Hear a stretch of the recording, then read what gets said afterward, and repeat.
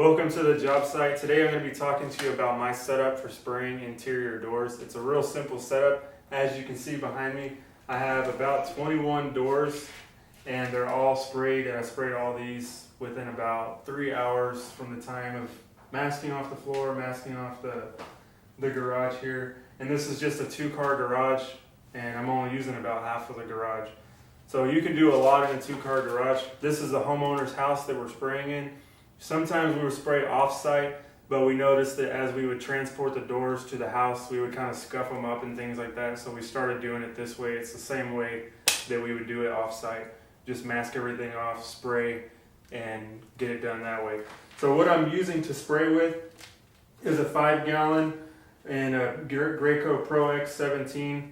I've got a 20-inch extension on here and a 515 rack tip. So rack just means reverse a clean. If you get a clog in the tip, you just reverse it to the unclog function and it spits out the clog, and you reverse it back and you're back to your spraying your normal spraying tip. Really, that's really a good feature to have, because sometimes you will get clogs in the tip here. So I love this setup. It's a great setup for this. And the 515 is a 10 to 12 inch fan when you're spraying, so perfect for doors. And I've got one more door to do. I'm going to show you how I do that. All these doors, except for about a handful of like bifold doors and double doors, are 1 3/4 commercial grade doors. These are some heavy things. So what I've done is I've taken just excess or scrap pieces of crown that I had, and I've nailed into the top from the crown into the door. And that allows me to make use of the limited space I have in here for spraying these doors.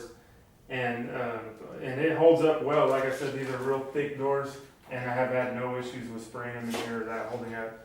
This last door that I'm going to be spraying, that I'm going to be showing you, is not an 1 3/4. This is just a regular 1 3/8. And here's what I do. I leave some crown hanging off the edge here of this setup right here.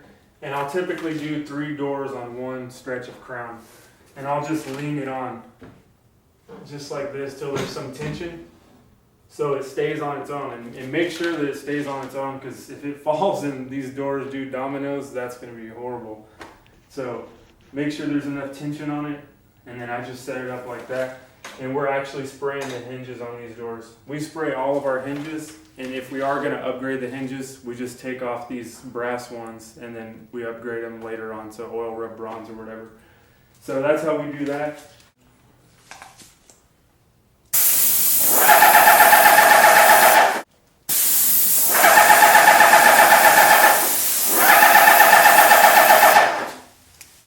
And it's that simple.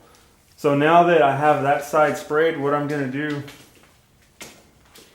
is just take it, grab it on the sides. I don't ever spray the sides of my doors, because we always come back and roll those. I find that they always need a little bit of sanding anyways, so we don't spray them. We kind of just sand them and roll them with a little foam roller later on. So I'll grab this on the sides where there's no paint. I'll flip it around. And then I'll make sure there's tension on it again so it can hold itself up. Like that. And what I'll do at this point is I'll take just the regular 18 gauge brad nail, and I'll tack 2 nails into it. So once I spray the first side, I just tack 2 nails on the top of it. We pull them out later. They're never seen anyways. And we're good to go on that. And every door you see here has, with the exception of those bifolds, because they're just standing on their own, have 2 18 gauge brad nails on the top of them. So these aren't just standing on tension. That's kind of scary. These are all nailed in. They're not going anywhere. So now this is set to go. This is going to stay here all night so the paint can fully cure. And this is my last thing to spray for the day. Same exact process.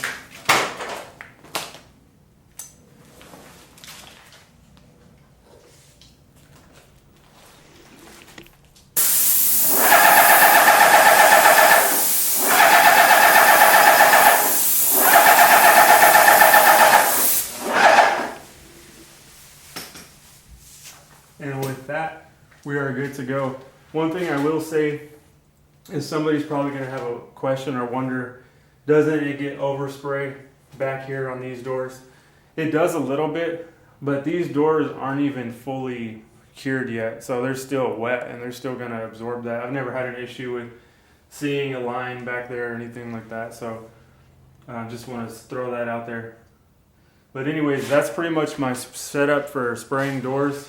It's very efficient. It utilizes the space of the garage that we have. We don't have much space when we're doing this, so it works out great. And this is a whole house, whole doors. Most houses are about 20, 25 doors, and we do it like this all the time. And that's how you do it. That's that easy. That's how we do it. And always have a respirator. Obviously, when you're spraying, you're gonna want a respirator. 3M makes the best one that I can find, and it's great. So since I don't have my respirator on right now, we're gonna end the video because it's getting hard to talk in here without one. I'll see y'all next time. Thanks.